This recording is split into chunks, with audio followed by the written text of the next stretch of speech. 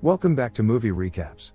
Later that day, Cecilia is alone at the house, but she senses something strange and goes to investigate.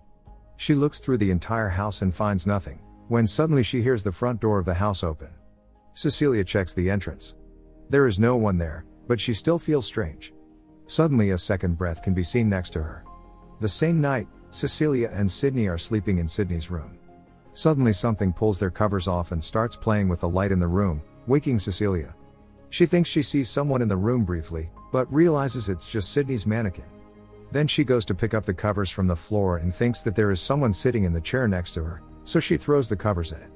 There's no one. She gets down from the ceiling and looks for him, when she hears the water running in the kitchen. The sink is full of paint. An invisible hand grabs and lifts her abruptly. It throws her around the house. They fight, it chases after her and tries to strangle her, but she fights it off and runs out of the house. Cecilia manages to get an Uber and asks him to take her to the house where she lived with Adrian. They get to the house and she asks the Uber to wait. Cecilia walks inside and is joined by Zeus. The dog follows her to the basement laboratory, where she heads straight to one of the gadgets. She tries to figure out what it is by looking at a tablet strapped to the wall and succeeds in deactivating the gadget, slowly revealing an invisibility suit.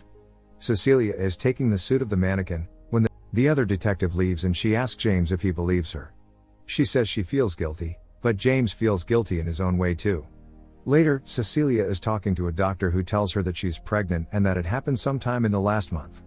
The next day, Adrian's brother comes to see her in the asylum.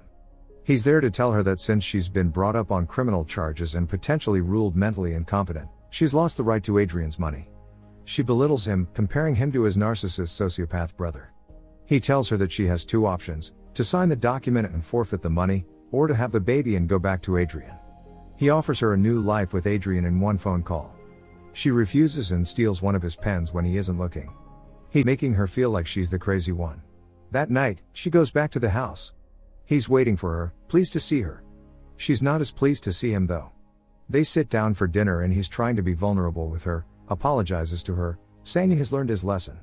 She wants him to admit to everything that he did, but he keeps swearing that his brother was controlling him. Cecilia persists in asking for his admission, and meanwhile James is outside the house, listening to every word the two are saying.